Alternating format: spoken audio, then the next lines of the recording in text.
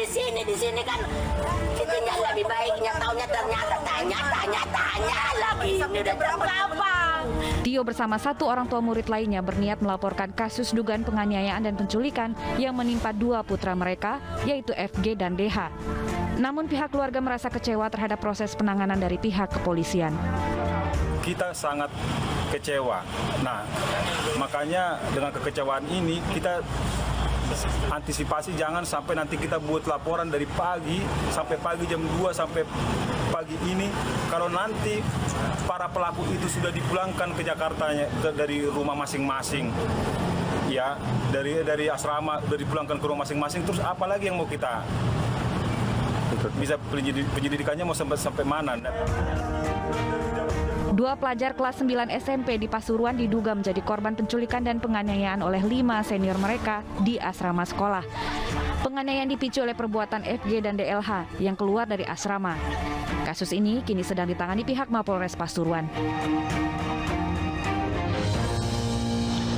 Selamat malam, apa kabar pemirsa? Informasi dugaan penculikan dan penganiayaan 2 siswa SMP oleh senior tadi menjadi pembuka jumpa kita di iNews Prime. Kami juga akan menyoroti gaya hidup hedonisme para crazy rich yang ternyata semu. Saya Abraham, silakan.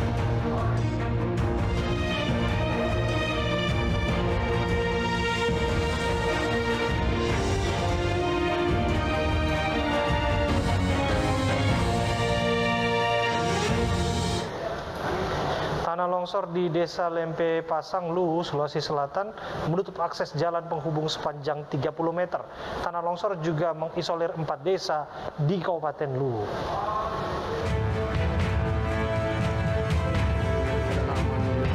Bencana tanah longsor yang terjadi di Desa Lempe Pasang, Kecamatan Walendrang, Kabupaten Luwu, Sulawesi Selatan membuat akses jalan tertutup material sepanjang 30 meter.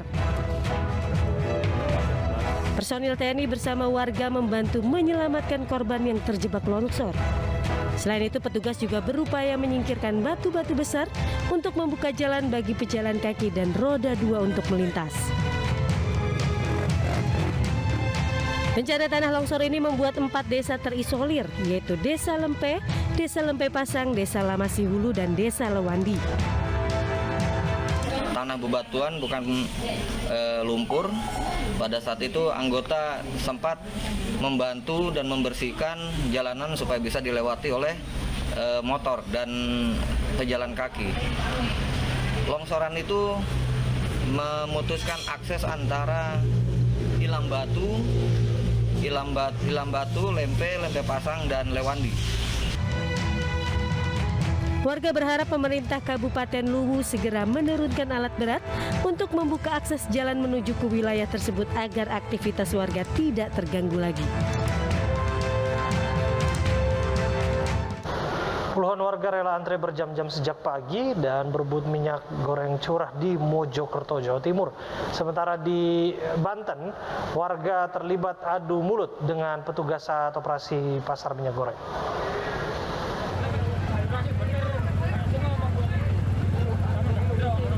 Adu mulut dan saling berebut menaruh jerikan ini terjadi di salah satu toko distributor minyak goreng di Desa Panjer, Kecamatan Pungging, Kabupaten Mojokerto, Jawa Timur.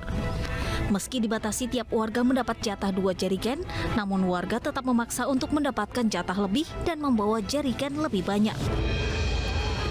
Warga sudah antri dengan membawa jerigen berbagai ukuran sejak pagi, bahkan di saat toko masih belum buka. Antrean warga ini juga sempat menyebabkan kemacetan. Kelangkaan minyak goreng curah yang terjadi sejak 2 minggu terakhir berdampak pada para pelaku UMKM dan pedagang. Jikapun tersedia, harganya dijual lebih tinggi, biasanya Rp10.000 hingga Rp12.000 per liter. Kini mencapai Rp16.000 per liternya di tingkat distributor. Motornya kenapa? Kebanyakan. Orang satu bawa 10 tor. Padahal seharusnya berapa, Pak? 2 tor. Hanya 2 tor aja. Dari plato 2 tor.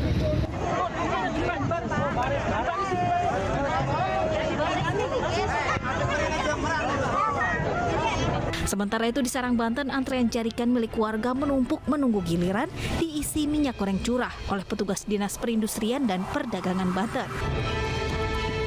Awalnya operasi pasar ini tidak membatasi warga untuk membeli minyak goreng curah. Namun begitu warga yang datang semakin banyak, pembelian dibatasi hanya 14 kg per orang. Warga yang sudah membawa banyak jerigen, ember hingga galon pun tidak terima dan beradu mulut dengan petugas. Para warga antre sejak pagi untuk mendapatkan minyak goreng curah.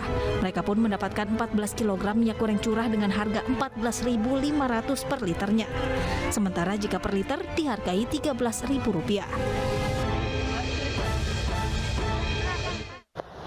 Ribuan pengemudi ojek online menggelar aksi unjuk rasa meminta adanya kenaikan tarif. Para pengemudi ojek online ini menghentikan ojek online lainnya yang masih mengambil penumpang dan memaksa mereka untuk ikut demo bersama.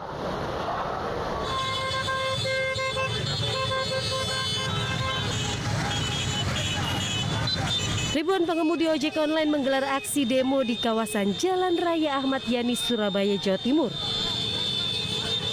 Para pengemudi ojek online tersebut melakukan aksi sweeping dengan memberhentikan pengemudi ojek online lainnya yang masih mengambil penumpang untuk ikut aksi bersama. Para pengemudi ojek online ini konvoi dari Bundaran Waru, Surabaya menuju kantor Dinas Perhubungan Jawa Timur demi menuntut kenaikan tarif. Para pengemudi ojek online menilai tarif yang diberlakukan saat ini terlalu murah di tengah himpitan ekonomi yang semakin sulit. Kerugian apa yang diperoleh oleh driver ini, Mas, jika aturan itu jadi diubah ini, Mas? Iya, kerugiannya adalah untuk tarif murah saat ini teman-teman tidak mengalami yang namanya kesejahteraan.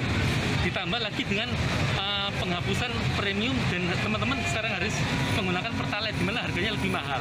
Terus yang ketiga adalah harga-harga kebutuhan sekarang udah mulai naik menjelang Idul Fitri ini kan. Tambah lagi kemarin kenaikan minyak goreng. Minyak goreng aja naik, masa tarif semakin turun seperti itu. Aksi ribuan pengemudi ojek online ini akhirnya didengarkan aspirasinya oleh perwakilan dari Dinas Perhubungan Jawa Timur. Akibat aksi demo tersebut membuat arus lalu lintas di kawasan Jalan Raya Ahmad Yani menjadi tersendat. Penggerebekan kampung narkoba digelar Polres Padang Lawas di kampung narkoba di Kecamatan Barumun, Padang Lawas, Sumatera Utara. 4 orang diamankan beserta barang bukti ratusan klip plastik sabu. Satuan Narkoba Polres Padang Lawas menggerebek kampung narkoba di Kampung Manggis, Sibuhuan, Sumatera Utara. Pengejaran dilakukan di titik lokasi yang menjadi mangkalnya sejumlah pengedar. 4 orang yang diduga menjadi pengedar narkoba langsung diamankan polisi.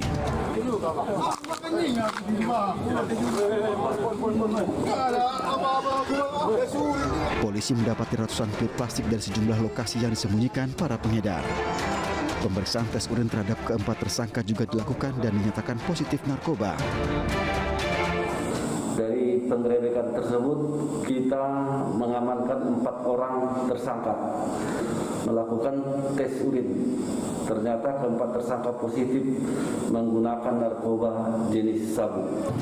Seluruh tersangka kemudian digiring ke Mapolres Padang Lawas untuk diproses lebih lanjut. Polisi terpaksa melepaskan tembakan saat warga mencoba menghakimi seorang pencuri sepeda di Cipayung, Jakarta Timur. Pemirsa, informasi tersebut menjadi satu dari 5 berita pilihan hari ini.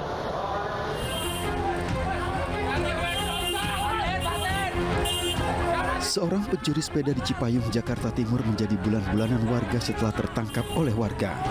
Warga yang kesal berupaya menghakimi pelaku saat diamankan polisi. Warga mengaku aksi pencurian sepeda di permukiman warga ini terjadi sebanyak 4 kali.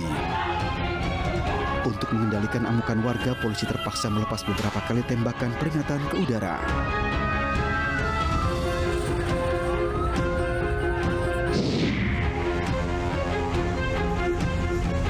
Sebuah angkutan kota yang terparkir di Terminal Bus Tanjung Priok, Jakarta Utara terbakar. Api pertama kali muncul dari bagian mesin hingga menyambar ke kabin penumpang. Dengan menggunakan alat seadanya, warga berupaya memadamkan api. Bangkai mobil yang terbakar kini terparkir di Terminal Tanjung Priok, Jakarta Utara.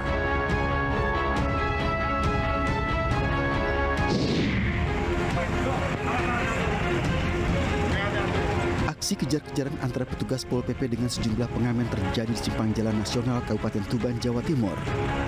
Seorang pengamen wanita tersungkur saat lari menghindari kejaran petugas. 3 pengamen yang biasa mangkal di Jalan Nasional Tuban langsung dibawa ke kantor Dinas Sosial Tuban untuk didata. Razia ini dilakukan untuk meningkatkan keamanan dan kenyamanan kota.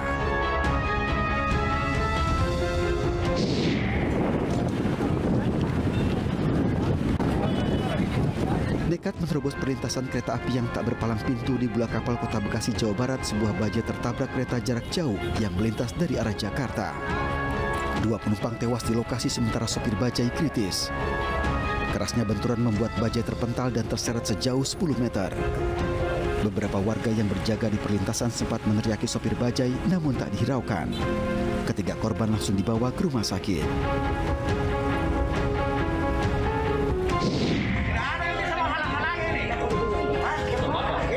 Eksekusi rumah warga di Kelurahan Romang Lompoa, Bonto Maranu, Goa, Sulawesi Selatan diwarnai kericuhan. Pemilik rumah histeris saat jurusita Pengadilan Negeri Sungguh Minasa melakukan pengosongan. Sejumlah orang membongkar bangunan semi permanen yang terbuat dari kayu dan material lainnya. Eksekusi dilakukan setelah pengadilan memenangkan pihak penggugat terhadap bangunan dan lahan.